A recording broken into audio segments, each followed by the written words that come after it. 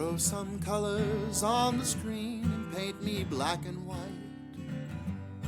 I wanna see a thief in a gunfight or a heroine wounded in love. You can keep her lighted by an old flame left to frame, so I can read the feeling on her face, half in shadow, and know I felt that too. In danger and in love, you've got the dreams I was dreaming of. I've got 2 hours to pretend, so I'll watch a movie with a friend. Time's running sideways, and reality's gotta meet me halfway, so I'll meet it here again. Here's the Trading Movies Podcast with friends.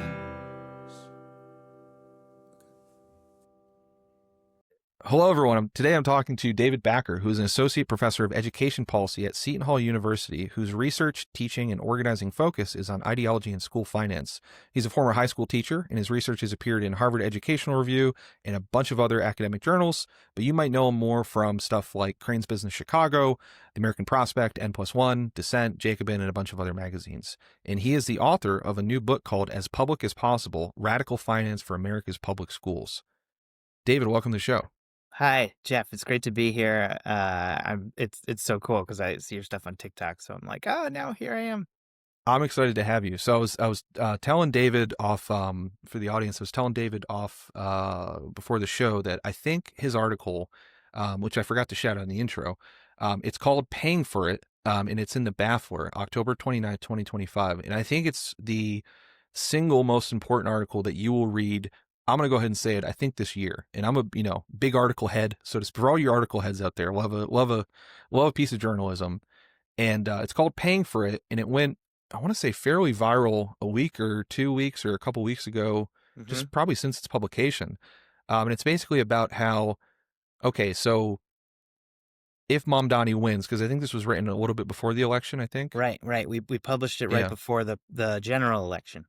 Yeah. So it's like, if Mamdani wins, how is he going to get, so to speak, like possibly fucked over by the shadowy cabal of like finance, government, like sort of like the deep arcane pockets of capital that might screw over, or at least like kind of strangle or try and like impede the stuff that he's going to do. And specifically, this is with the bond market, which is, viewer, I don't know how much you know, or listener, I don't know how much you know about the bond market. I know very little about the bond market, except from probably reading Liar's Poker or something by like Michael Lewis and various other adjacent stuff. But it was just so fascinating. It is so fast. I highly recommend that you honestly even just pause the episode and go read it really quickly. It's not tremendously long, and David does such a good job of explaining like the weird things that, like, for me, so the first election, I was born in 90, so the first election I voted for was Obama's, and probably very similar story to like many people I think of my generation, where like, so like, came of age roughly in Bush 2, and it's like, this is terrible. See Obama, and it's like, oh, this is a guy who's seen The Wire. Like, oh, this is so, like, he knows who Omar is, like, and like, he's probably way more left than even he's saying, but he's having to like, he's having to like kind of moderate himself to win elections, and that's okay, because he's going to like be able to like sneakily work all this stuff in. And then the sort of disappointment of like the Obama administration for many of us, I think, on the left, and the disillusionment because he ran into some very powerful forces. So I think you see that a lot with like, people who get elected in the left in America, because there's the government, and then there's the government, it seems like, in a way, or like there's the government and then there's the forces behind it. So yeah, I guess like out of like curiosity, I know you like your focus is on school finance, as your core thing. How did you like become familiar with the bond market? Was this like through your school finance research? Yeah, well, I mean, thanks for saying that about that article. I mean, it is December, right? So there's the like best of lists. Yeah. So you could put this article on there. Yeah. Sure. So yeah, when did I discover the bond market? Well, I lived in Philadelphia, so I'm in Brooklyn now, but we lived in Philadelphia for about 7 years, and a lot of my research is kind of tied to social movements and education justice movements because I do like education research, so I'm always working in schools and with teachers and whatnot. And Mhm. I had just my training is actually in philosophy, and which is why I really like the podcast of talking about film and stuff. Like, I don't know, Mm. it's such a great way of like conceptually or orienting towards these things. Um, and so I finished a big rereading of this philosopher named Louis Althusser, who was an Mhm. important Marxist philosopher in the 20th century. But I had gotten this new job at a university outside of Philadelphia, and it was more focused on law and policy. And I was Mhm. kind of thinking to myself, like, okay, what kind of law and policy would be good to focus on from the classes that I'm teaching? But also as I was getting involved in stuff in Philly around schools and education justice, like what would be helpful for the movements? Because as like as a researcher that's been in the movement, like when I was in grad school in New York City, I was active in Occupy Wall Street, Mm. and like that experience really showed me that research should be with with the flow of the movement. Not about the Mhm. movement, but with the flow of it. Just because I have time to be able to research and think and write, and I want those energies to be able to lend themselves to the direction of the movements. Um, and I think it was actually Francis Fox Piven once. Who I don't know if listeners know Francis Fox Piven, a very important movement writer, but I remember her saying on a panel like, "Always follow the movements." Mm. And so I had this like stuff about Althusser and Marx and education in my head. I wanted to focus on law and policy. I wanted to help movements, and in Philadelphia, when I was there, we moved there in 2016. One of the big concerns that had been for decades before that, but that a left teachers caucus and a big citywide coalition of organizers were working on was the school buildings, the toxic school buildings. There were school buildings that would close down periodically because of untreated asbestos, high levels of lead in the water, mold in Mm. the buildings. And then things really, really hit a kind of like breaking point when there was a longtime teacher, 30-year veteran teacher, white woman. Important to note, this is a city majority non-white, but this was a white teacher who was diagnosed with mesothelioma, which is a really intense form of Oof. cancer, and the cancer was because of the untreated asbestos in her elementary school, Jesus. and she died from that. And um, there was a big spread in the Philadelphia Inquirer, toxic schools, Mhm. and um, the Working Educators Caucus, which at that time was a sort of formation of left, like a left caucus within the teachers union, the PFT. Mhm. They did a big organizing action around toxic schools, and actually we dressed up in PPE in the the stuff that everyone became very familiar with in the pandemic. But this is 2018 and Mhm. 2019, and we went to city council wearing masks, to talk about how toxic schools were. And at the time it felt very weird and out of place. Why are these people wearing masks indoors? But Yeah. the so a lot of the demands of that movement to fix these toxic schools were to spend money on the schools. Like, we need more money for the buildings, right? Yeah.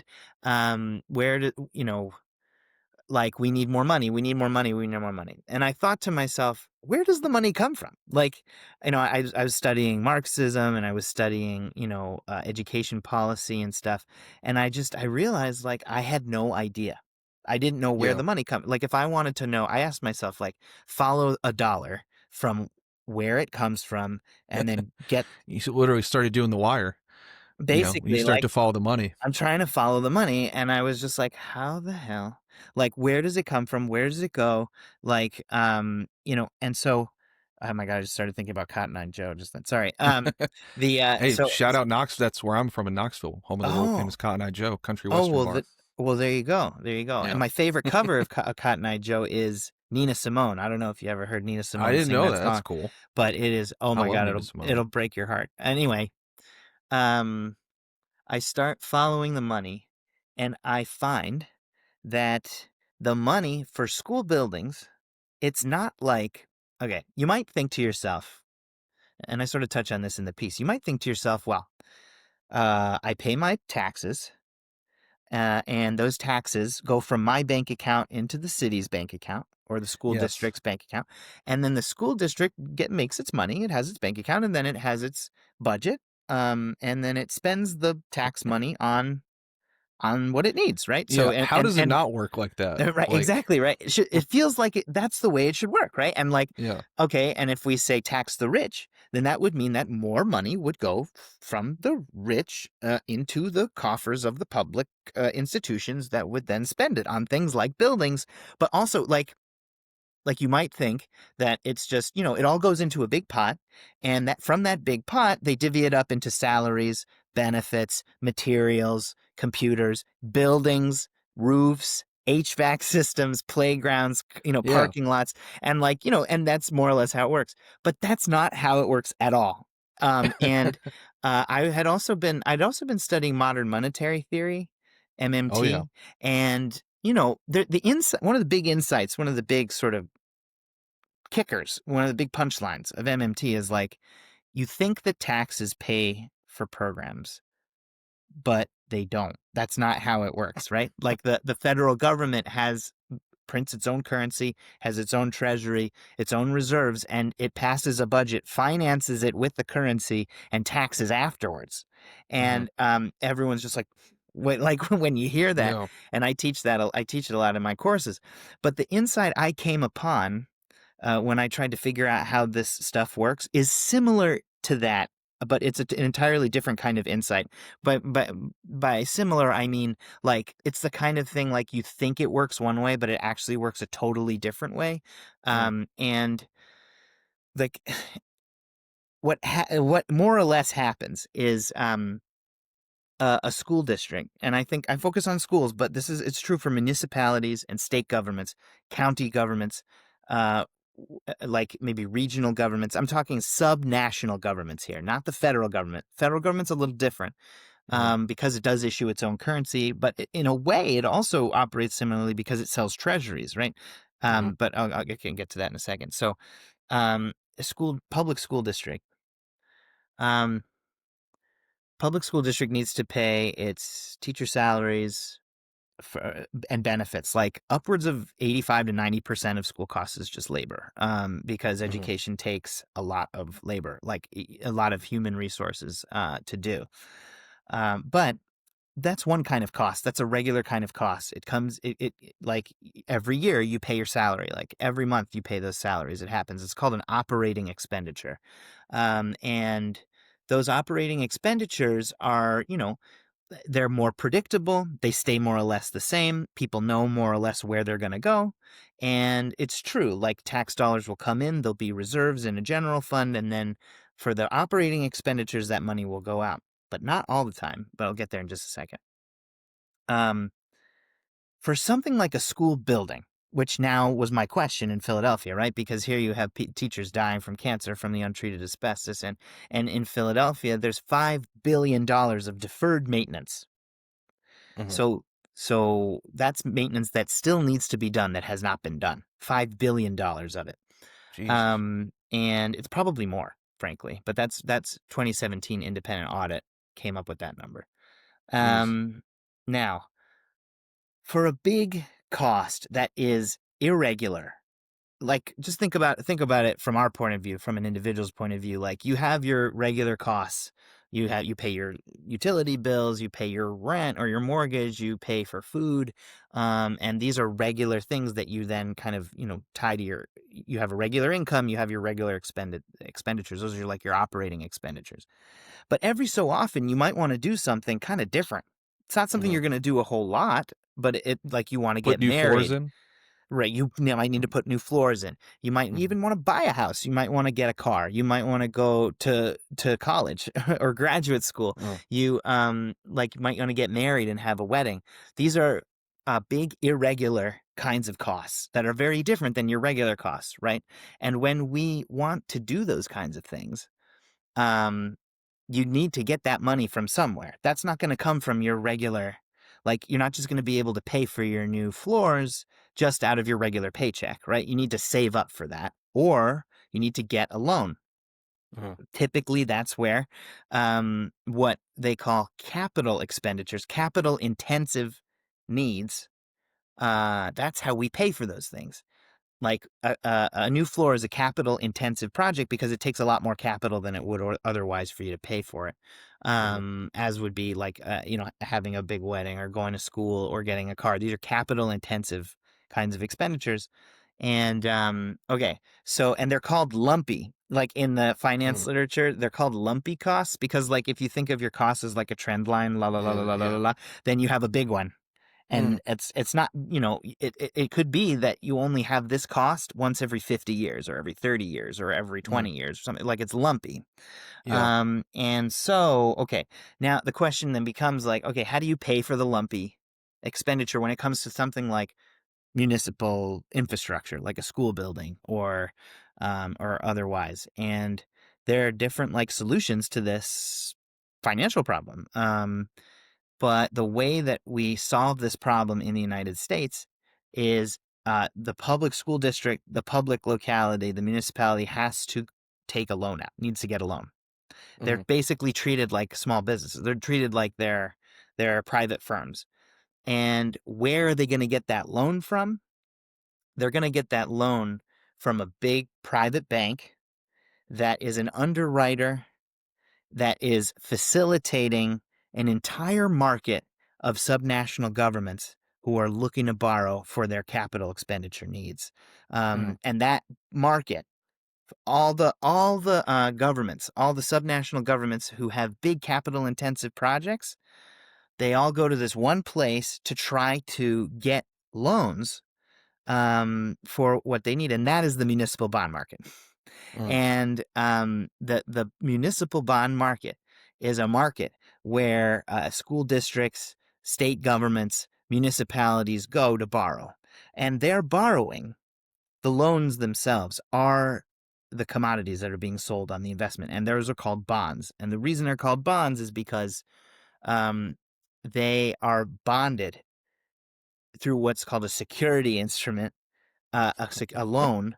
They're bonded to bond holders, so they must pay back the money that they get from the bondholders with interest according to the contract. Uh-huh. That they are bonded. They are bound to that, and so the market. Terminology wise, if I could interrupt Yeah, just for a second, what yeah, yeah, like is that just even as a big, I want to get into like the opacity of finance, yeah. like for sure, and just like you're doing a tremendous job explaining all this. I try. But that's always like just one of the main issues of it is like I think it's confusion by design. I'm Yeah, just curious at a basic level, like why do we call them bonds and not like that feels like a loan? Like can I like is my understanding of it in this in and I don't think not this is my understanding of it, but like if I was like okay, I want to get $50,000 for my new floors. Like I wouldn't issue a Jeff bond, like, and then like do that, right? So I would like go to different things like, well, I need a loan or I need this or I need to yeah. refinance or whatever. Why is it a bond and not a loan? It's such a good question. I don't actually. I don't.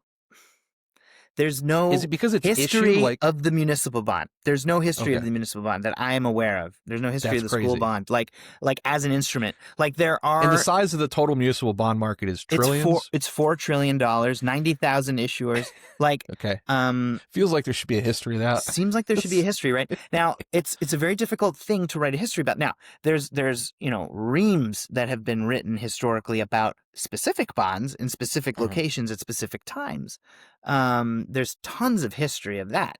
But is there a history of the bond itself? I haven't found it. There's a book called American Bonds that's a Uh-huh. sociological history of the bond market in the United States. I mean, the municipal bond market in the United States is a global, like, it's unlike anything else in the world. But it's not Uh-huh. like every country has something like this. It works very differently. Now, here's my guess, and I'm Uh-huh. thinking of it just as the sort of the word and the concept of the thing. When I say I'm going to get a loan, Uh-huh. that's from the perspective of the borrower. Like, it's from the perspective of the person who will need to pay back the money Uh-huh. um, for whatever it is that they need. It is not from the perspective of the investor. Uh-huh. It's the and when we're talking about the bond market, Oh, everything favors the investor, Oh my not God. the borrower, like So the lender, damn, not the borrower. that's film 100. Okay, so this is, putting everything in a film context. I guess it's the difference of like POV of like, is that like, I guess that almost make like, Yes. maybe we should start calling them loans, just as like a thing of like, the whole subjective thing with like Hitchcock and Rear Window of like, being like the male gaze. It's almost, it's like the male gaze for It's the finance stuff. investor's gaze.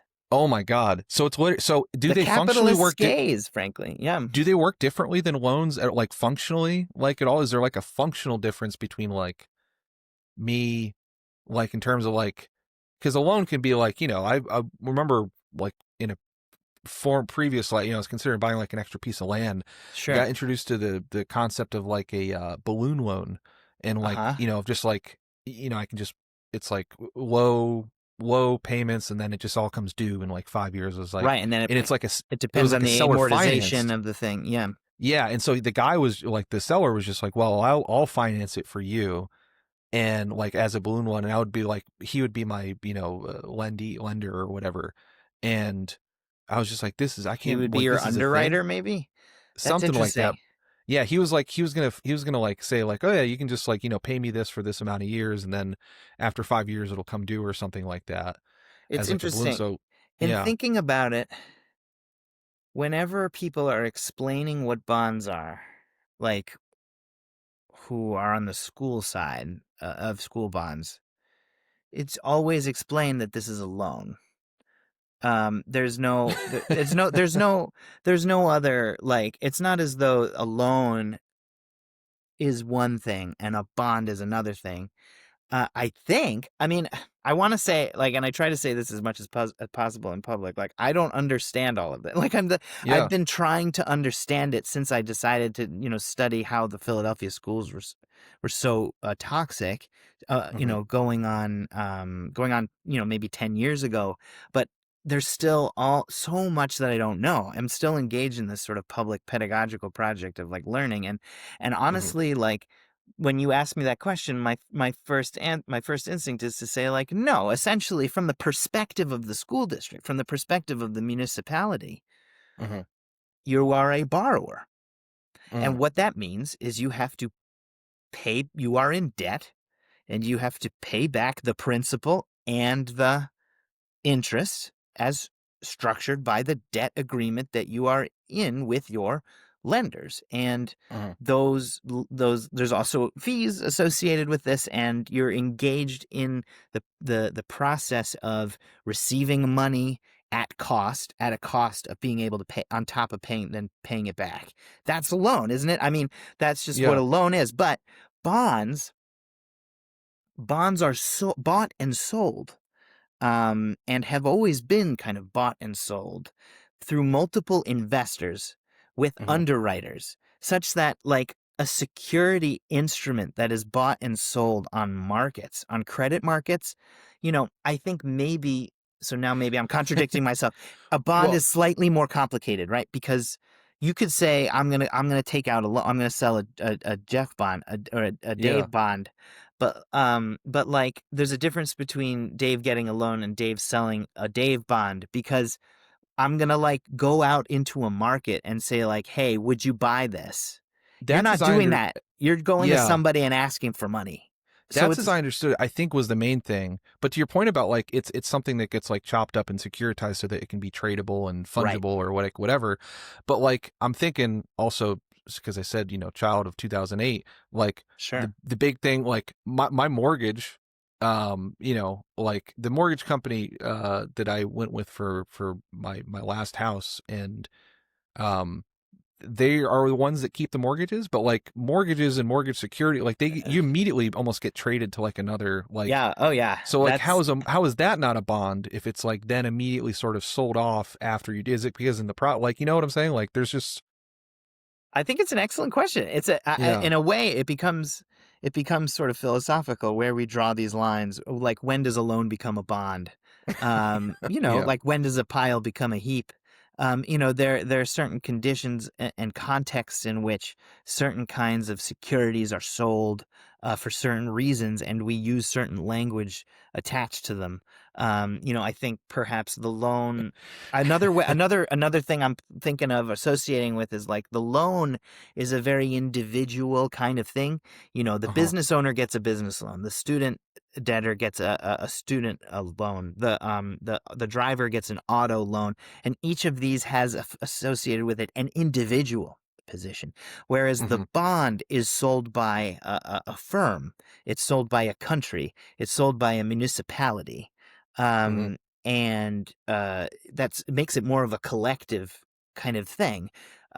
Whereas the loan isn't, even though as an individual you are bonded, bonded Yeah. to your creditor in that same way. So yeah, so this is now it's probably a perfect segue into getting into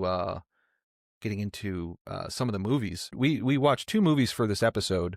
We watched David had picked. We kind of talked about a bunch of different movies, but we talked about like are there movies to explain the bond market or like finance or opaque topics or whatever.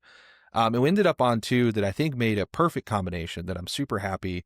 Thank you for introducing me to Adam Curtis and hypernormalization. So I had Yeah. my housemate's a big fan of Adam Curtis, and he's always saying I should watch it. And he's probably the number one person on my channel because I do like sort of the weird mixture of like film content and like politics stuff that people say like, oh, you must have seen a lot of Adam Curtis. The truth is I'd never seen a lot of Adam Curtis. I'd never Yeah. seen any of his stuff.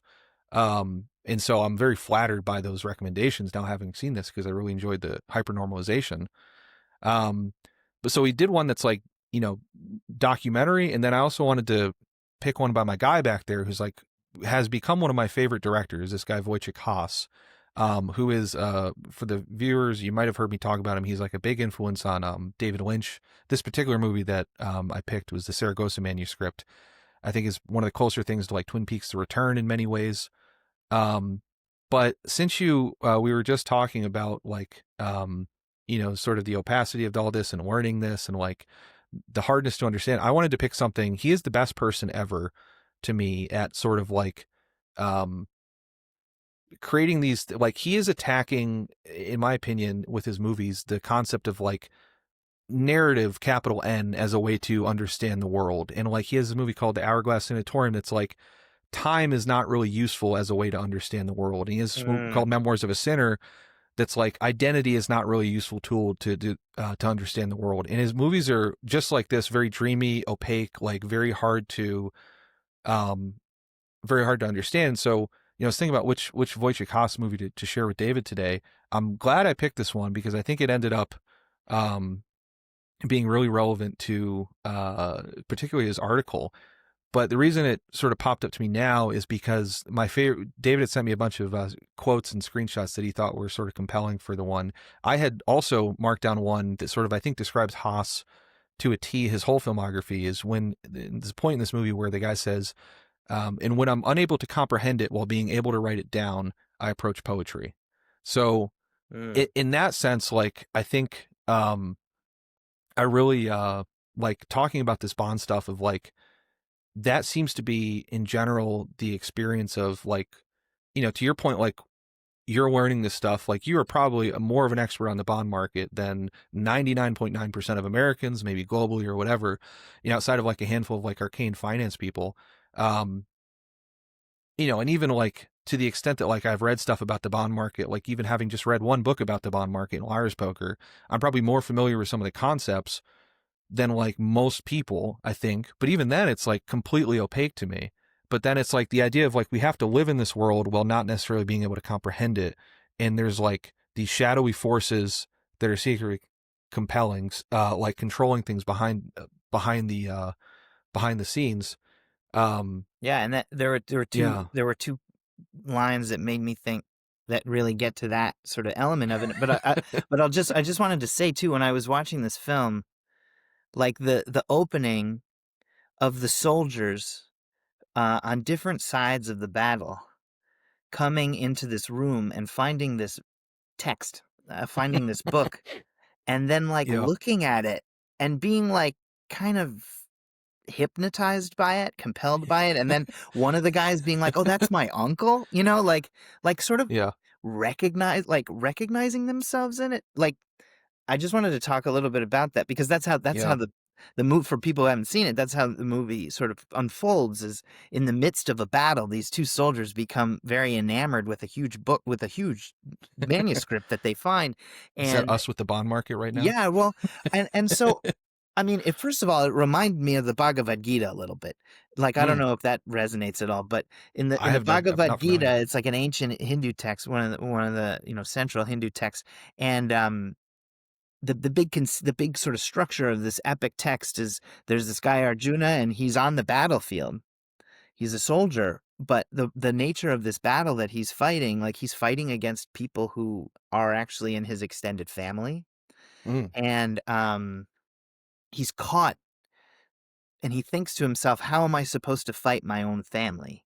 And hmm. that he gets into a conversation with the gods about this question, and it becomes a sort of sacred text. And what I like about that is that it finds someone caught in the midst of a play of quite potent forces, Mhm. and then begins a kind of inner dialogue about the complexity, of a situation there on the battlefield, and like that's how this movie starts, right? They're on the Yeah. battlefield, and they're competing forces, but the two sides come together to read this text, which I thought was an interesting sort of twist on that, and to me it felt like that's how I found the bond market a little bit Mhm. because in having studied like Marx class struggle conflict theory, like society is a battle between forces and interests. It's not an attempt to try to find a kind of peaceful harmonic situation. Politically there's conflict, Mhm. and the main conflict, for Marxists, is a conflict between labor and capital, but the kind of extensions of that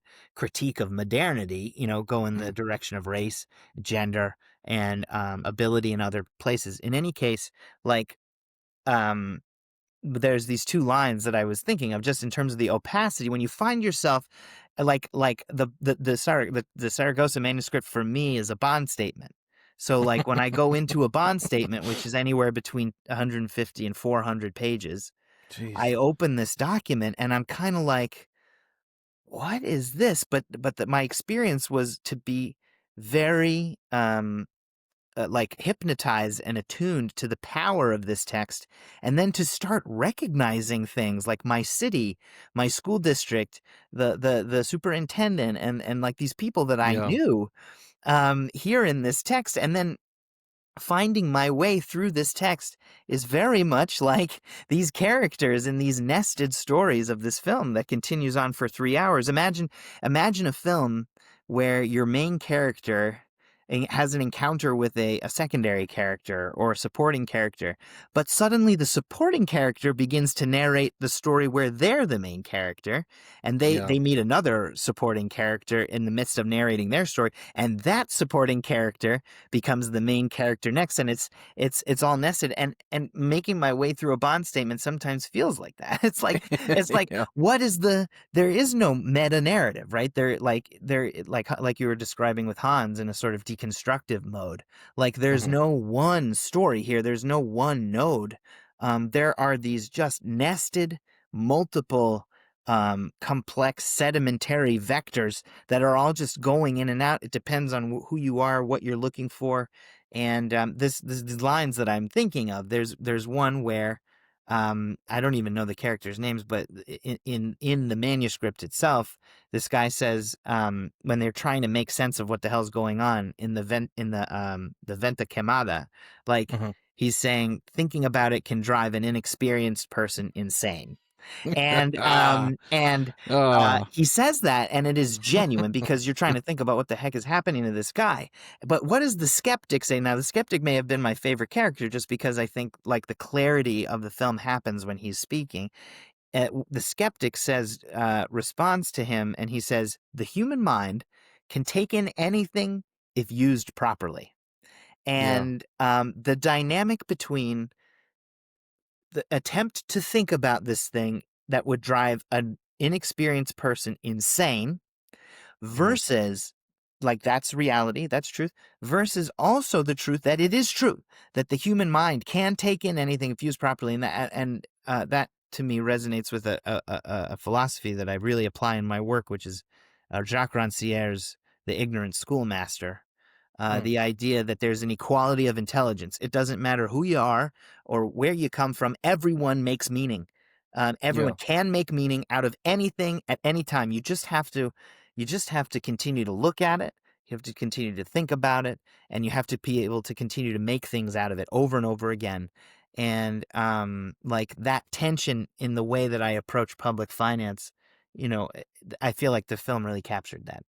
Yeah. That's very Feynman method. Wasn't familiar with that. That's the one I always, like Yeah, you don't understand something until you can explain it to a 12-year-old or something like that, that's or a right. seventh grader. Yeah. Always love that. It always makes me feel less, less bad about it. It's funny you say it like that. I totally didn't write that quote down, but that is, thinking about it can drive an experienced person insane, because I think that's how I presented it. This article, I immediately after I read it sent it to my housemate, and I was like, "This is driving me insane." Like your article about like the bond finance and how Mamdani might get screwed over by that.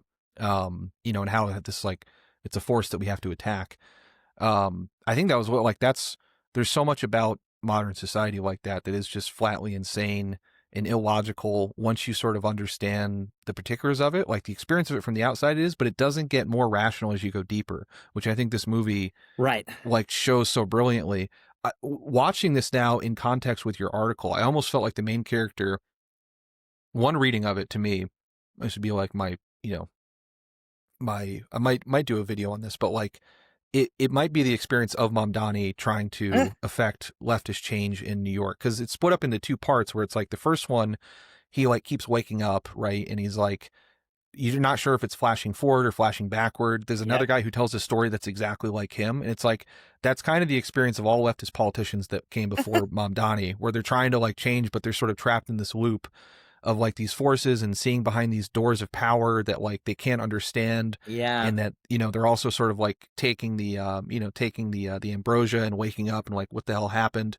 But then in part two is when it gets really crazy. Your point about like the guy tells a story, like he goes to this building, and then like full of Kabbalists, and they start telling him a story, but they set it up of like, we just got to keep him here, but you never find out why they're keeping Why? him there for that long. Yeah, the But Inquisition like, is sort of after him, and it's all but they're taking all place part. in Spain. Yeah, Yeah. the skeptic is kind of part of it. Like Yeah. he's like skeptic. He's a skeptic, but he's also like, it's all sort of almost this theater to try and waste his time and just to keep him there and confuse him. And so it's like, that was my idea of like, if Mamdani gets into the bad parts of government, it's going to be like his experiences, all these different forces, like sort of like, kind of like operating like Yes. behind the scenes in a way to like kind of confuse him and just drive him insane. And like, that's like the fear. Thankfully he has like Lena Khan and like people like you Yeah, and and other people, I think, who can, help him, but at the same battle. time, Yeah. it could be just a sort of spinning of circles. I mean, Yeah. in some ways, the tension here is you know, what's that Deleuze book, Difference and Repetition. Mm, Like to what extent are we just going to be repeating and caught in endless sort of cul-de-sac loops that take us back over and over again? Or are we actually going to get somewhere? Are we going to make some kind of movement? yeah. And I think the image that I use in the piece with respect to Mamdani and the municipal bond market is a straitjacket, Mm, and that the straitjacket is something when you run this amazing campaign, and you get into power, and then what it means to get into, even the phrase, now that I say it, get into power, right? Like you mm-hmm. actually have to enter into regimes that precede you, Mm, and the municipal bond market as the way that municipalities finance their infrastructure. And I'll say too, it's not just capital expenditures, but bonds are also used to close budget cycle gaps when grants don't from when taxes don't come in on time or can't pay uh-huh. so sometimes you have to take out a loan just to make ends meet Yeah. between cycles, like, and what that means is A payday instead of bond. Right. It's basically, yeah, sort of. Are there bond into cash places like in these municipal bond markets, like, you know, like the payday bond bondies or bonders, I You guess. know, you know, uh, Short term. Was this like a thing that the yes, mob used to control, there that you might is, get your legs broken? yeah. So You know? like, there are things that I've seen. So there's a difference between a general obligation bond and then an anticipation note.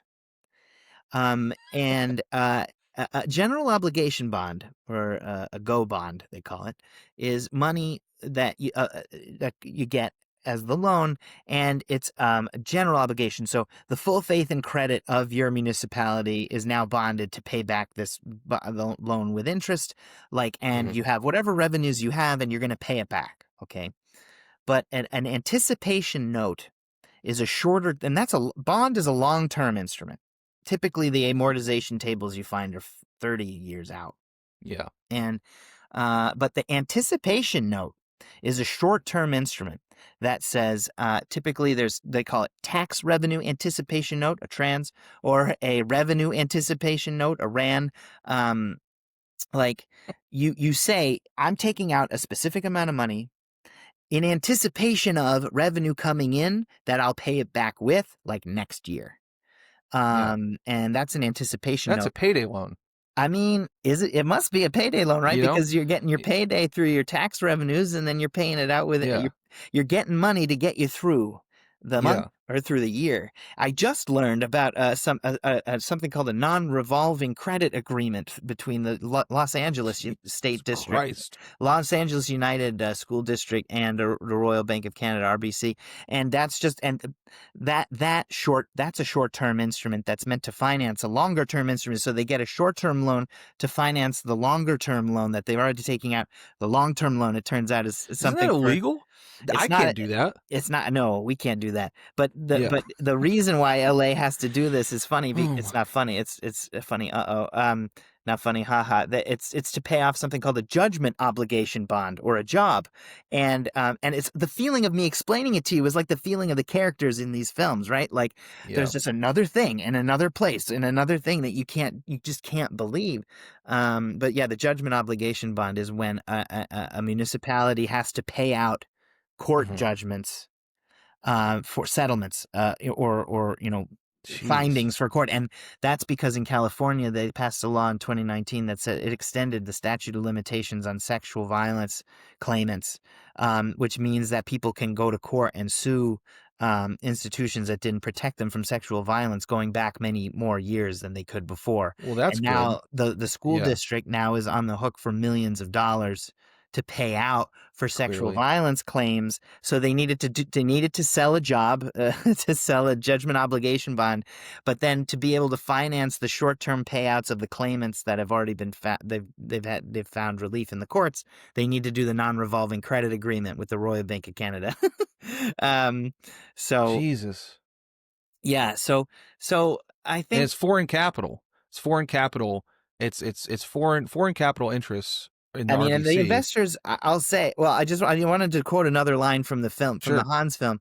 The skeptic, again, when they're in the Kabbalist's house, he's talking like they're in a weird mode, right? Where, like, the main character is, like, suddenly kind of aware of the fact that, like, it's completely disorienting. Like, he's gone into Yeah. this dream world with these two Muslim women, and they said Yeah. that they're both going to be his wife, but then it turns out he broke the law, but actually it's fine. And, like, the skeptic says, trying to understand.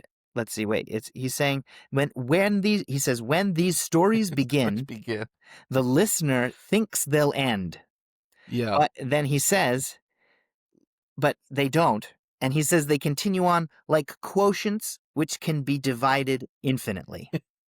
And Yeah. the mathematical language there really spoke to me in terms of thinking about public finance, because you're constantly in an encounter with these numbers, and there's almost an infinite number of these numbers. And what do they mean? And you think, going into a bond Well, statement, that the even as story's going instruments to end themselves, somewhere, that there's a beginning and a middle and end, or something, but it is endless. Like conceptually, those instruments themselves, you can make an argument that this opacity, like in particular, like causes is like a key factor of like bubbles and crashes too. Cause like a mortgage, like my need for a house becomes a mortgage, which becomes a CDO, Yeah. collateralized debt obligation. I know that one from The Big Short and That's like The all Big that Short. stuff, Yeah. which People will becomes be then a familiar with CDO that. squared because then they're like, securitizing. I remember there's that famous scene in like, in The Big Short where they're saying like, if you have $50 million of mortgages on the mortgage or mortgage bond market, it could be securitized, or like people effectively, let's call it what it is, gambling. They could be gambling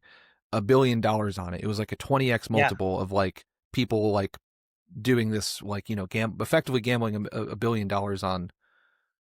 Yeah, and yeah, just Whether a like payment was going to quotients. come in or how much it was going to come in, and then Yeah. yeah. One story creates another, like But quotients that can once be like divided quotients that infinitely. can be divided infinitely, and the like that's the feeling of engaging with this and trying to Yeah. understand it in its totality. Like I think we were talking about experts before. What I've come to see, I think, is that there are a certain number of arcane finance experts, but even a very few of those, I haven't encountered any yet. I would not necessarily include myself in the category, although at least I'm trying. Very few of them understand it in its full political economy, like its Mhm. full structural totality, the place of this bond market in providing the liquidity that creates the kinds of infrastructures that the Mamdani campaign is calling for, right? Childcare, free buses, green schools, like the ways, the flows that actually are the material conditions of this. Go through this bond market, but the experts only are experts in the little thing, in the little one particular story, Mhm. but as a viewer of this film, for instance, we get to see all of it as this accordion, and what in a way the film kind of gives us a structure for how we need to be thinking about this complexity, which Mm. is in all of its nested infinite divisions. Like we actually need to understand that as much as we can to be able to kind of to maneuver within it. Yeah. It's hard. I mean, it really does feel like, yeah, just like, and I think like, have you, as you've like sort of like my thought, my experience, we were talking a little bit with David before, talked about this a little bit. My experience has been has been a product manager in startups and tech, like was like sort of my day job that I got. I was a writing major coming out of college. I just like liked advanced baseball stats and hockey stats and was Uh-huh. good at like computers, and that, made me useful in the tech realm You to can get being a like a job. product manager. Yeah. Yeah. Yeah. But the thing was like, it actually was incredibly blackpilling because like, and Uh-huh. made me, I was talking to David, it was like, it made me more of a leftist because like, um, as I got into like seeing sort of some of the rigor behind the experts, I was like, this can't be possible, but may be true. Like, because like there just wasn't, like, that was the thing of like, it really was black. Like I, as quote unquote ascended, to my great shame and regret, not ascended, but like, I helped a company I was like part of a thing that like where I had to like due diligence on like an acquisition that this private equity company was making, Okay. just as like in the course of my job. And so I was like, okay, I'm fine. Like I was actually excited as a leftist because I was like, I get to see this. Like I've always And heard about it. you ascended to the summit, to Yeah, I the ascended to the summit, and it's like, I was like, this is like, it was really gross working with those people, but like, Sure. I was like, I'm happy in a way to get to like see what they're doing, and like I want to know, like, could this actually be something, because I think it's important for leftists to understand, et Yeah. cetera, et cetera. So I was like, what is actually going The on here? gods on Mount Olympus. Yeah, and I expected, but like the whole time I was expecting it to be like my experiences of like arguing about online baseball stats on forums, where it's like, if you don't know, Aaron Judge has an 8.9 wins above replacement, and his BABIP is good this year, which means he's going to regress the next year or whatever. It's like, you'll get called out, and like, you get into these actually like fairly arcane and technical expert driven arguments of like, Yeah.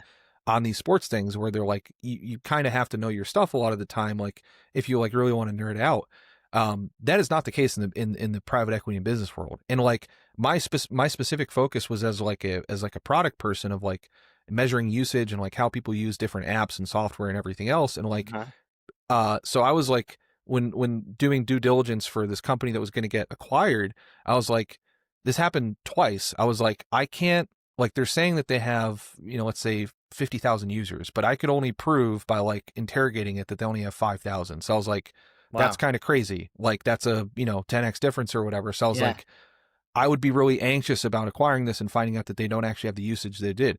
And that, like, very well reasoned, detailed argument that I did of like the statistical analysis on it went nowhere, They didn't want because to it hear. actually turned out They didn't want to hear that, probably. they didn't want to hear it. And it It's also like in turned out Silicon Valley. It reminds me of what happens in the show Silicon Valley, right? Did you ever watch it? I watched a couple, like maybe the first season. There's episodes where they're waiting for the users, because they need to reach a certain threshold of users to be able to get the private equity investment that they need to build up the company, and the the users are tanking. Most companies just lie about that, and even if they're using it, they're not actually using it. Like most users only use like one or two things out of any service. Like they're not using like the endless stuff. But what was really blackpilling is like it just made like they were not even looking at like, in baseball terms or in hockey terms, it's like you can predict how many goals a team's going to score. It's like how many shots on goal do they have? And like if you have 30 shots on goal, you're going to score 2 or 3 goals. If you have 15 shots on goal, you're going to score 1 or 2 goals. Generally, they're not looking at the shots on goal. They're just looking at the finances of like, well, it's raising in revenue this much, not necessarily like understanding that like, well, that could be a time bomb of usage. Like maybe they're selling a lot of products, but then they're not actually deploying them. Like if I sold you, like you and everyone in your neighborhood cell phones, but they just didn't work, but I sold you yearly subscriptions that you couldn't get out of, then like after a year, you guys are all going to cancel. It's like that is a common thing in so common in software because deployment's so hard and getting people to use stuff so hard. So it's like it ended up being like super blackpilling of like, as I got into it more, it's like it was opaque. Like I remember just being confused by the word equity because I was like, okay, that's just, I was like, oh, it's ownership. It's like it's split ownership, and it like, but I was like, what even is the word equity mean? Yeah. Like why? I was like, why don't they call it ownership? Or it's like, they'll have all these acronyms like, LTV to CAC, and it's like, LTV to CAC, and it's like lifetime value to customer acquisition costs, and it's like, okay, that just means how much is a customer worth long term versus how much does it take to acquire them, like to get them in your system. And it's like, but that multiples, opacity, and it's deliberate. The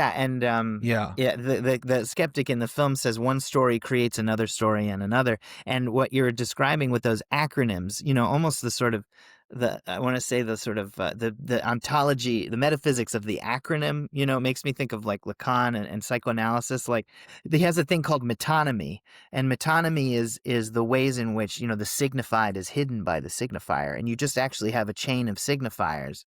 And the map is not the territory and stuff like that. Yeah. And you have these just sort of, you have these moves and all these language games that's Wittgenstein, but like, and it's just one thing after another, and everyone's sort of caught in this web.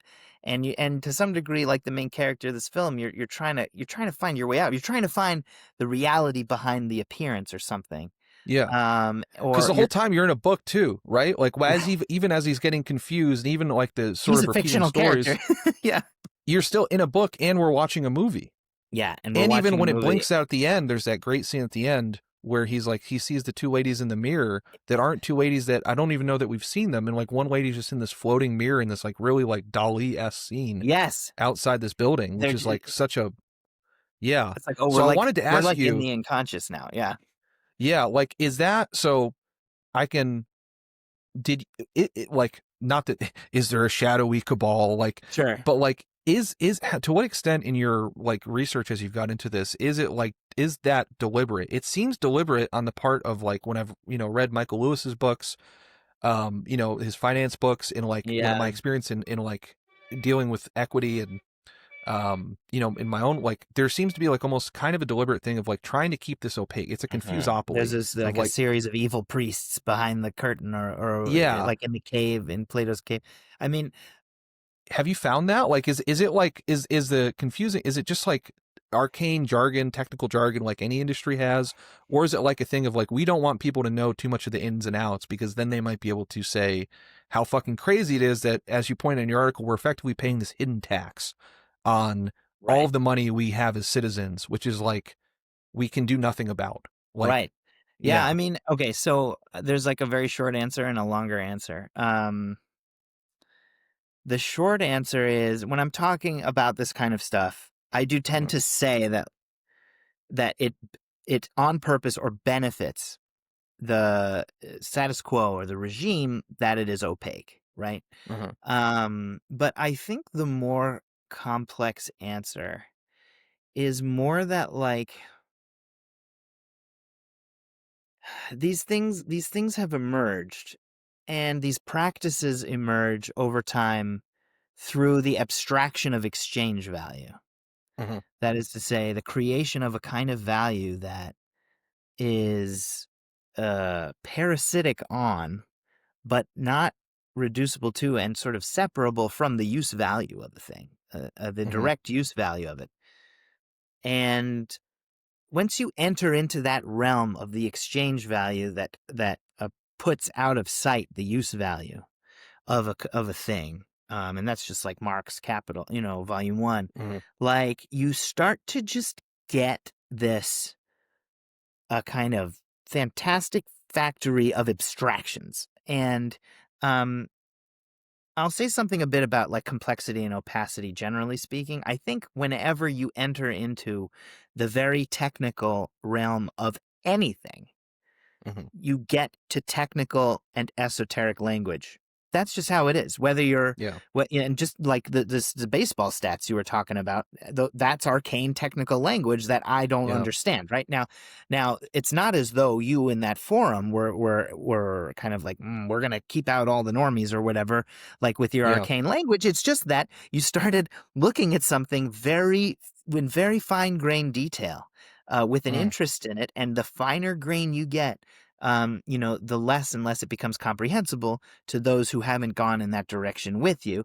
And so there's a way in which the complexity and the complexity of the fine grainedness of it, and then the opacity of the abstraction of exchange value combine. Now, what I'm going to say next is that, like, in the class struggle, the Uh-huh. people who benefit now, like, as opposed to the people in your baseball forums or whatever, you had an intellectual interest as a Yeah. hobbyist in this stuff, right? But when you get to the private equity moment, that's not an intellectual hobbyist interest. That's people trying to make as much money as possible, right? And Yeah. when you get into that material struggle, when you get into that class struggle where you have a ruling class that's interested in making as much money as possible, it's that opacity and that technicality in this world of abstraction of these flows benefits them. It Uh-huh. benefits them because the larger working class, on whom they get making their exploitative surplus value, don't get it. Mm. They don't understand how that works. And so it serves their ends. But I wouldn't say that they're necessarily like a kind of set of evil priests behind the curtain, Yeah. who are doing that. Do you know what I mean? Like, they benefit Yeah. from it. It would not structurally benefit them to take a pedagogical explanatory approach to this stuff so that everybody understood. Because as soon as everybody understands, people start to get very upset. If they get upset, it's harder to exploit. So, Well, George Carlin famously said that. Like, I remember there's one that clip he's on Real Time when the guy's like, "Oh, there's not some cabal of like rich people." He's right. like, and Carlin's like, "Well, they know their interests. It's like they go to the same country clubs. Like, they know their class interest, as opposed to like there being like some type of organized thing. I guess it's Hmm. more. I did want to ask There's though, just is it inertia. which? This is just how it's done. People get jobs doing it. It's how it's done. It's hard to transform. It's hard to take up and take on. You can't run a campaign as a Yeah, politician who needs to get reelected every 2, 4, or 6 years and talking take about the on the bond market. municipal bond market. You just can't do it. You can't do it Yeah. because you probably don't understand it. The people that you're trying to convince to vote for you don't understand it. And then the people who you get to, if you do get elected, you're going to piss them off because that the bond market is all of the like the bond buyer and that magazine. I mean, that is a very powerful constituency. So, there's no way in which a representative democracy that works in these elections can really take up Ah. and take on this structure. Two thoughts on that. One, with your understanding of it, I think about like as a movie, like one of the core. I'll probably cover this at some point on my channel, but like sort of the core idea of like the Western into the action movie and the conservative, like Mm. it's honestly almost a conservative mindset is just like, um, is like, even up to like True Detective season 1 is like probably the Yeah, best exponent of it. Like there are good demons and there are bad demons, I and we need just a good rewatched demon. that. Yeah. Yeah, so it's like his whole thing about like, all the evil guys in True Detective season 1 recognize Russ Cole as one of their own. Like they instantly see it, like, oh, you're one of us. You're just on the other, like you're the sort of the good, Right. but he is like He's this sort of demon. and guess what? Yeah, That season of True Detective is about charter schools and vouchers. That the whole I I totally, on rewatching yeah, it, I I realized forgot. that the entire framework for the drama of that season is Oh, about public money for private schools. and Like opaque like things and behind it, and the even like, opacity of the layers of that financing. The church is the nonprofit. oh The God. yeah, Well, even like using the opacity as a threat too, because that's like the most horrifying line in the entire season when he says like, when he goes to like meet with the governor's cousin, he's the like, head guy. he says something about like, we're thinking about restarting the Wellspring, like, we might We'll look at get you those restarting it. papers. You want to go We'll into get you those papers, but then he yeah. like says like, we might restart it, which is like the most, like the biggest threat of like, hey, we might be doing this again and there's not shit you can do It's about an it. allegory for the parochial schools and the vouchers. Well, But also oh, go ahead, go ahead. thinking about hypernormalization. I don't know, like if you wanted to bring it in or no. But what were you going to ask? I was gonna, yeah. So it's kind of a way into that. Yeah, So, I have like kind of, there's going to be like a 3-parter to this, because even we're doing questions upon questions upon questions. One is right. just I was bringing up the True Detective thing of like, could you be our Robert Moses, like our good Robert Moses? Like Robert Moses, obviously the power broker guy, like famously bad, ruined New York City a lot. But we need someone, because when you just said like you can't do this in a 2, 4-year, 6-year election cycle, do we need someone who's like in the shadowy, halls of power taking out? Like we need a good person who's like sort of. I mean, I don't know what the solution is like in terms, like that's the Yeah, frustrating thing, it's really not clear. I mean, what's interesting, you bring up the power broker. The way he derives his power is through a mastery of the public authority, which Yeah. is the bonding. That is the bonding mechanism that has emerged in the history of the municipal bond market for state governments and local governments to circumvent the restrictions put on them when they, in the late 19th century, began systematically repudiating their bonds. Mhm. The bond market that we inherit today, and we don't get to talk about this historically a lot, the bond market we inherit today is the result of a ruling class reaction to municipalities like thinking to themselves, when the railroad industry was trying to build the railroads across this country, like what the Gilded Age is all about, actually, Mhm. that show on HBO, like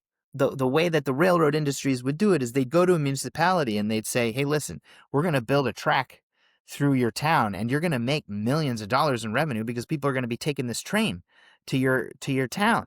And the municipality was like, okay. And the railroad industry said, well, here's what you need to do. You need to go take out a municipal bond for us and then pay us, using that loan money. We'll build you Mhm. that track, and then you'll be able to pay it back with the money you make as a result of the railroad coming through your town.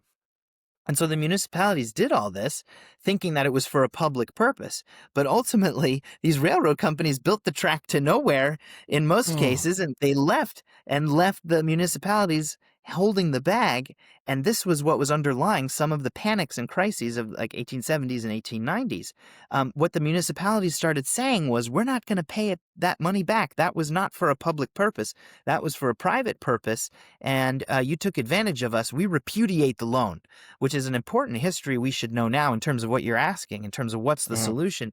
We need to be thinking about very radical things, like, for instance, repudiation Yeah. of loans. Under what situation can a municipality say, hey, listen, I don't think that this was made under just circumstances, this initial contract, and so I repudiate. Now, this I think about this that with throws, the Chicago parking stuff. And yeah, the parking meters. famously they sold it to Saudi Arabia or somewhere for like the I next can't remember. I don't know 1,000 enough years. about that case to be able to speak to it. Yeah. But But yeah, no, yeah. you asked about, like, what you do about it. And honestly, like, you know, it's sort of what's interesting here philosophically. And I guess what's interesting here too about the film, the Hans film.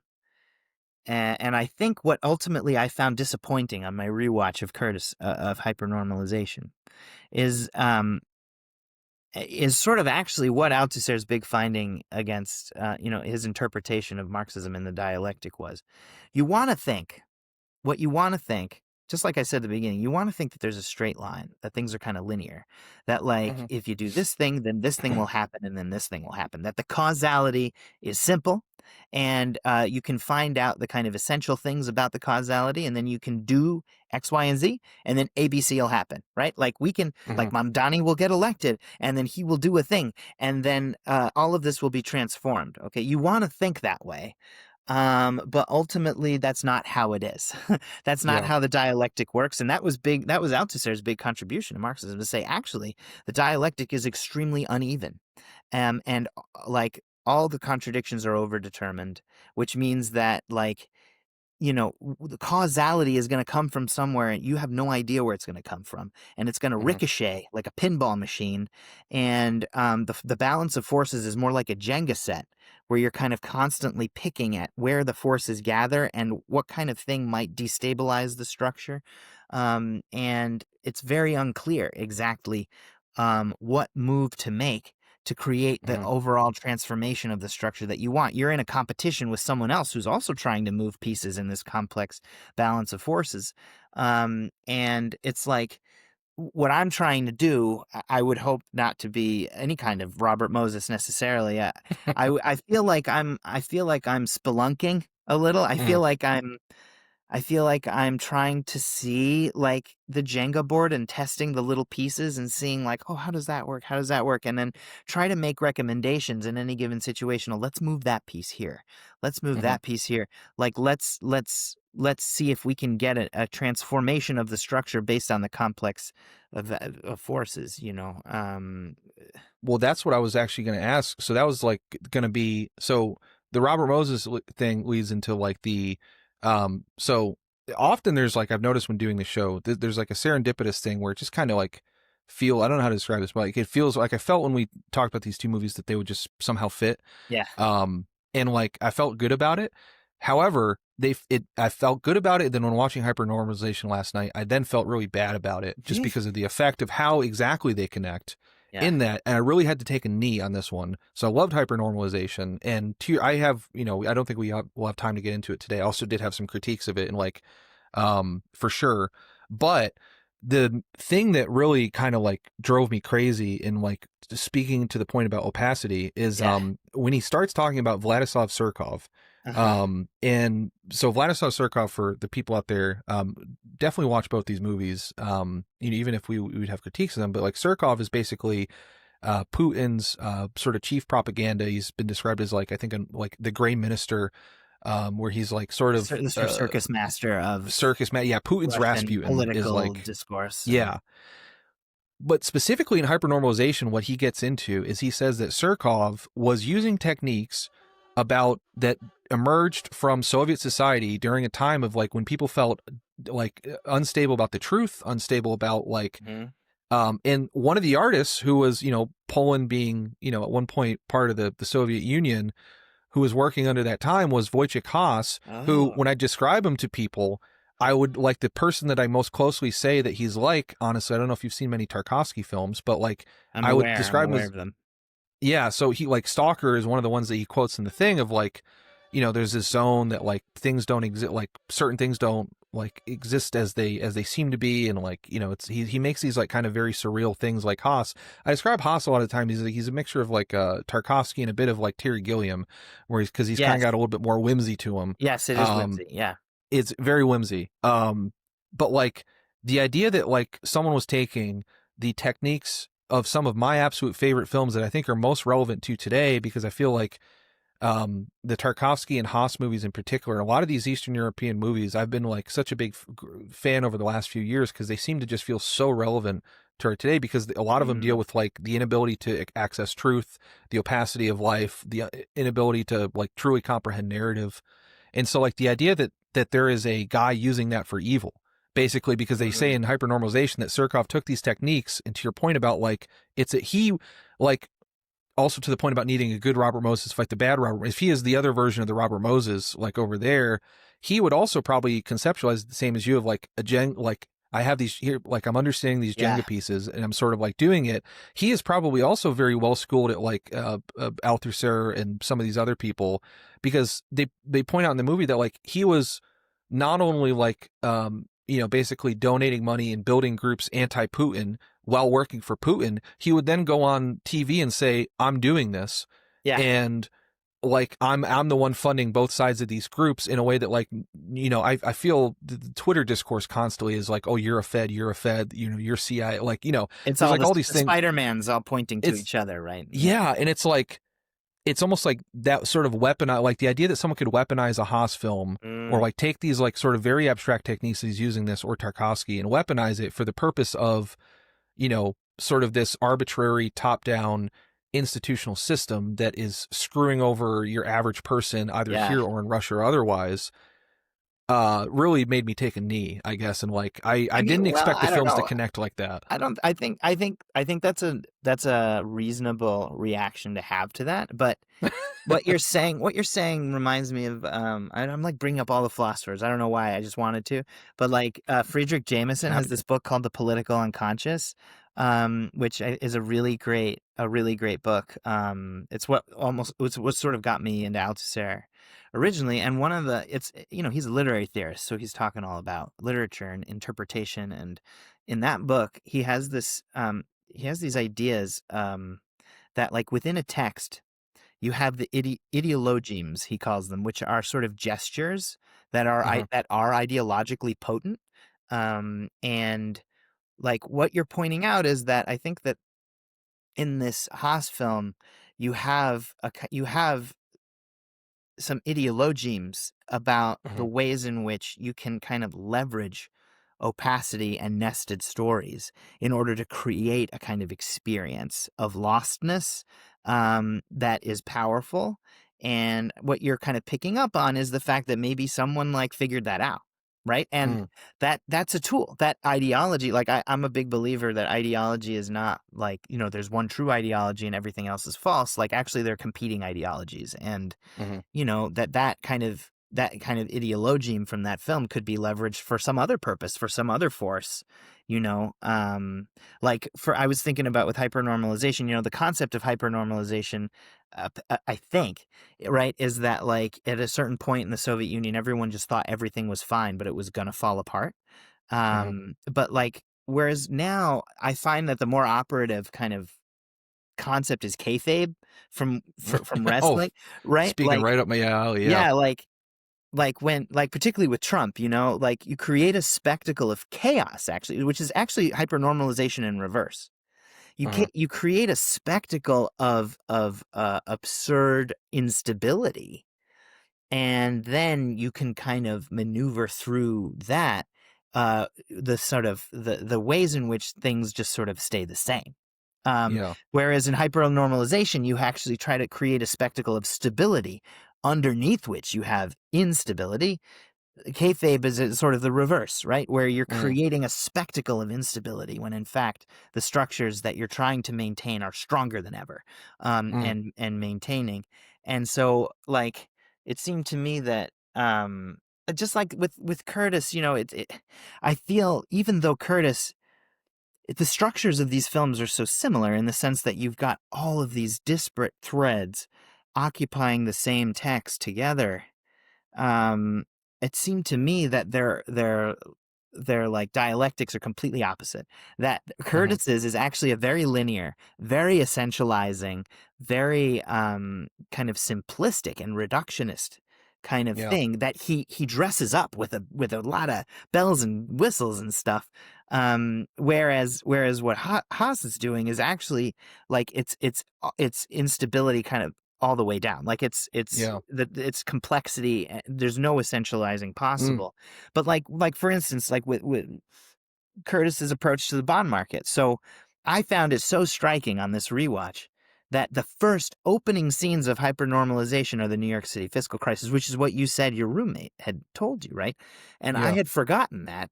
And I watched it again, and he actually has film. The powerful thing about Curtis is that he's got this film, Yeah. these images, and they pass so quickly.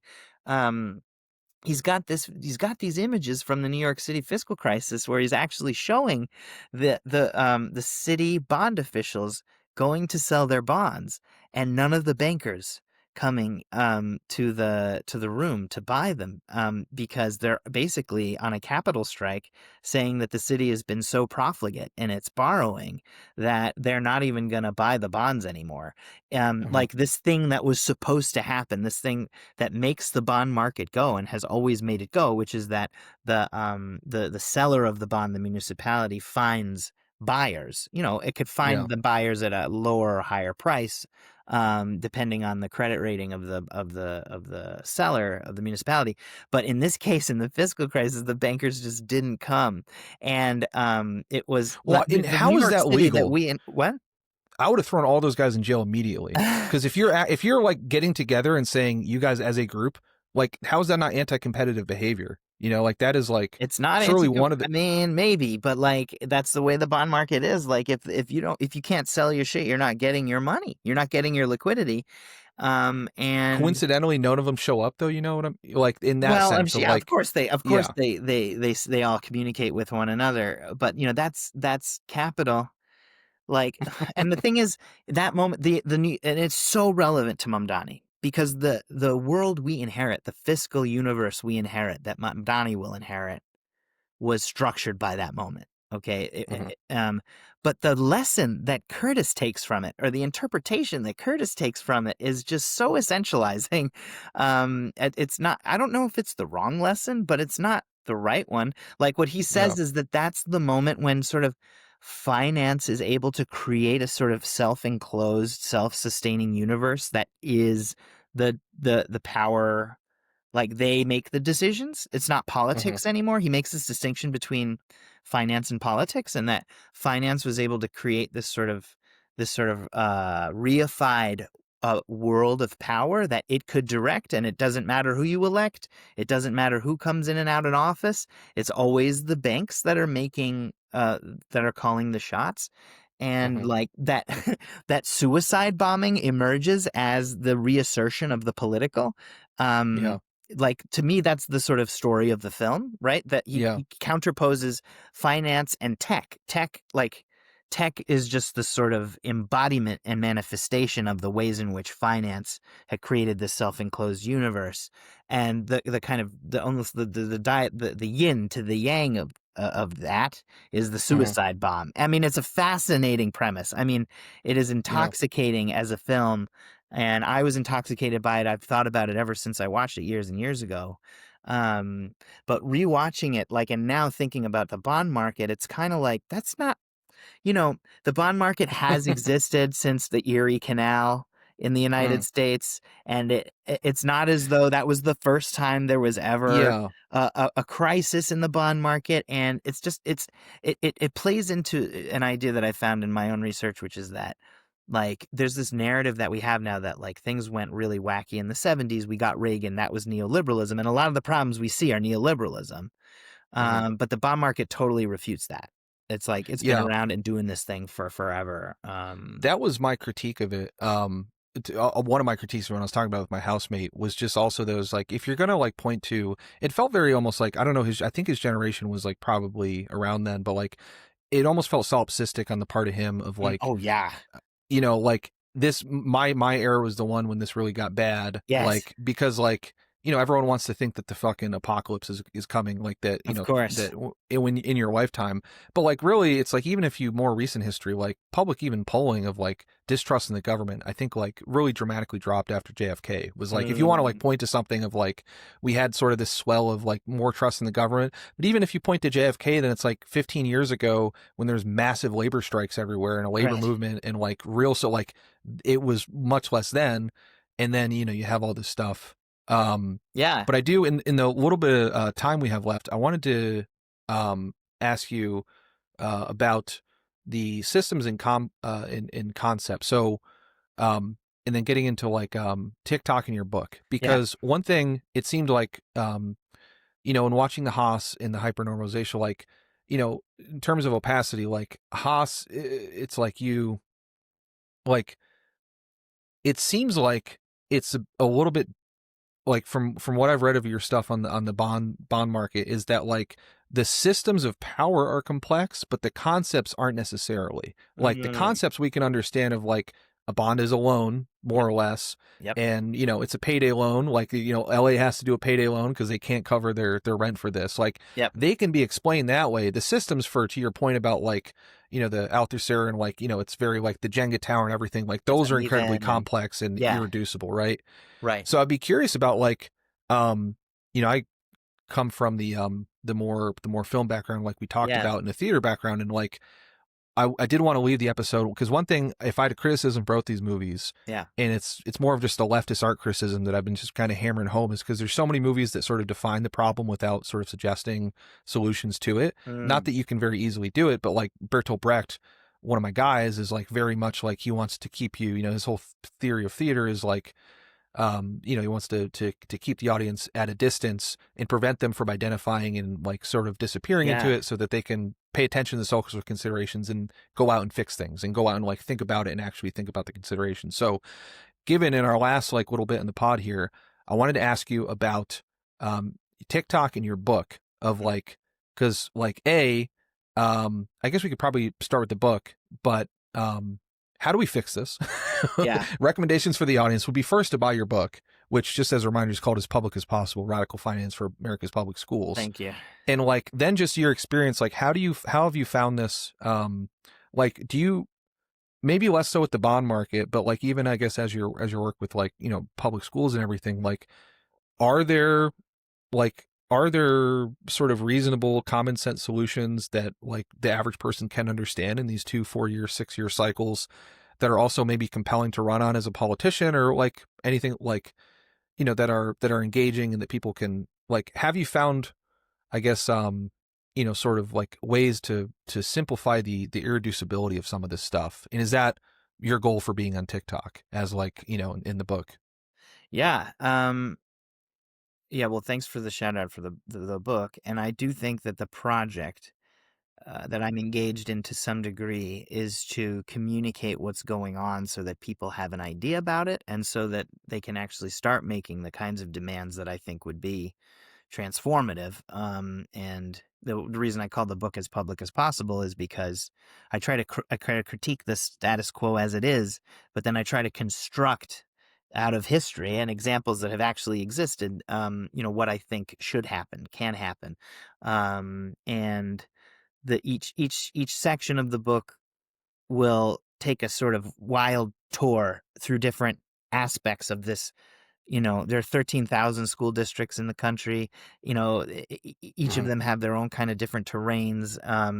But you know, like through stories and examples and some like political like invective, I try to make this approachable narratively to be able to guide readers through a critique and then you know what we should advocate for. I do have ideas about that.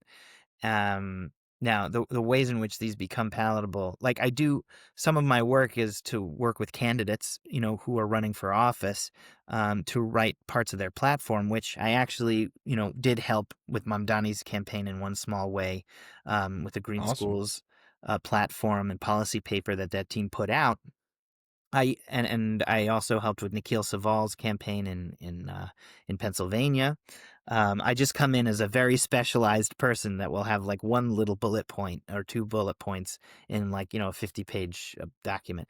But you know, I think the policies that I have in the book that I Mhm. advocate for, and then in TikTok, I've been experimenting more with going on at length.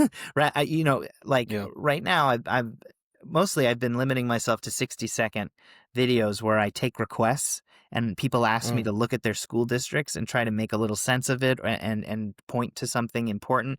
And I look through the documents and I see something and I'd be like, you know, I'm looking at this situation in Bay City, Michigan, or in Albuquerque, New Mexico, or in Sunapee, New Hampshire, and like here's what I'm seeing.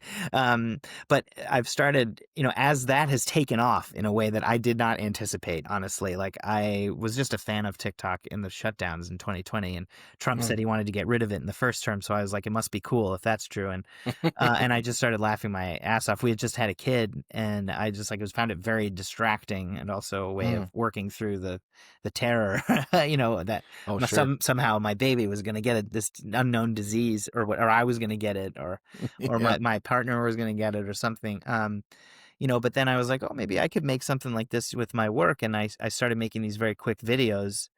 And then now I made a little Google form on my link tree where people can just sort of sign up to request something. I have like 350 requests.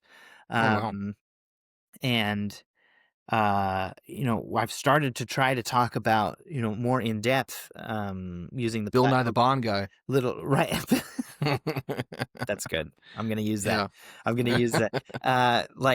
Yeah, I think, okay, the things, there are policies that I like. And then there are things that I think that we can try and do now. And I'll say, like, kind of quickly, like, I won't try to go into total detail in it because of time, but Well, uh, like maybe in a yeah, larger sense, the title of the book might even be but as public as possible. right. Like, is the underlying idea is just that public education, it should be like it is like, what does as public as possible mean? Like, that is a very compelling title. That might be like something like, is it just like the idea of public schools and like, equal education and funded education? Is that as much like as a sort of driving force, even if the specifics might be like, different in In the weeds 13,000 and different stuff. school districts? Yeah. Yeah, like, the idea here is we call it public education, but the way that it's financed, if public means for everyone, the way that it's financed means this is not public education. Mm, And historically, what's been happening is that the right wing has been pulling on this rope in a tug of war. That's how I opened the book. And they've been pulling it more and more towards the privatizing, privatizing, privatizing. And my goal in the book is to think about the finance policies that would make public education as public as possible. That is to say, to make it for everyone, and go on offense rather than protecting public education, which we're constantly doing against these right-wing attacks in the neoliberal period. Like, let's go on offense. Let's try to actually think about what we mean when we say that this is education for everyone, free at the point of service, and finance it that way. hmm But it turns out that the finance policies that have existed underneath this supposedly public system are not. That's not for everyone. Now, it might not have been private in this very sort of limited neoliberal kind of sense, giving it to the market in the way that we understand it, but it was not for everyone. It was exclusive. It was white supremacist. It's rooted in private property dynamics that exclude and prevent it from being public. And so the book is really about how to make education as public as possible using the finance. Gotcha. And so, yeah, I've got these policies like Twin Cities fiscal disparities programs. They do tax-based revenue sharing. Vermont's Act 60 from 1998, or a value-added tax that Richard Nixon wanted to do in 1971. National Investment Authority, Green New Deal for schools, and fiscal mutualism, where pensions are purchasing the bonds, hmm like teacher pensions are buying school bonds. Like that's sort of Yeah. what I get to.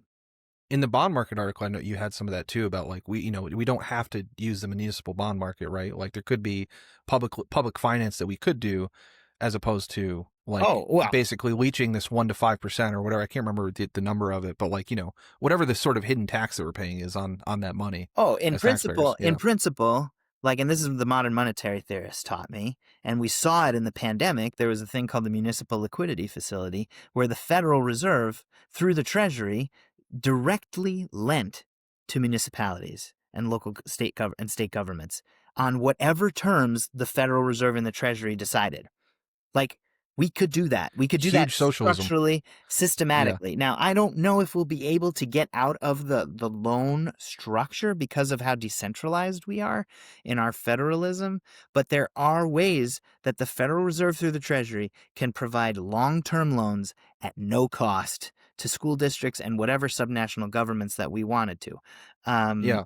We can do that. That's totally legal. It's within the Fed charter, and but we don't because of Yeah. the ruling class.